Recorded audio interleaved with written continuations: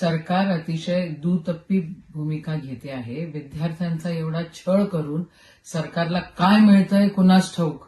पण जर 7 महिन्यापासून पीएसआयच्या परीक्षेचं ही एमपीएससीच्या परीक्षेसाठी हे मंडळी तुमच्याकडे आले, तुम्हाला डिमांड केली, तुमच्याकडे त्या ठिकाणी फाईल मुख्यमंत्र्यांच्या टेबलावर आहे असं आम्हाला कळतं आहे, तर मग ह्या विद्यार्थ्यांचे हाल कशाला करताय तुम्ही?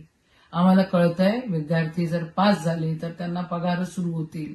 या सरकारकडे पैसे द्यायला नाहीयेत म्हणून विद्यार्थ्यांचे हाल हे करतायत आणि तिथं शेकडो करोडो लाखो अब्ज रुपये फुकट वाटतायत. पण जे विद्यार्थी अभ्यास करतायत त्यांच्याकडे हे सरकार बघायला तयार नाहीये. ही दुटप्पी भूमिका सरकारची आहे आणि या सरकारच्या भूमिकेचा आम्ही निषेध करतो.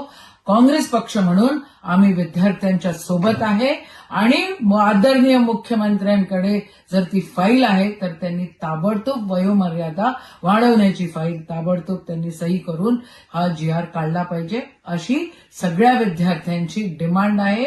नाही तर खबरदार राखा तुम्ही, हे आंदोलन इथं संपणार नाही, हे होत राहील. न्यायासाठी हे आंदोलन आहे आणि न्याय मिळाल्याशिवाय त्या ठिकाणी कोणीही गप्प बसणार नाही. जय हिंद, जय महाराष्ट्र.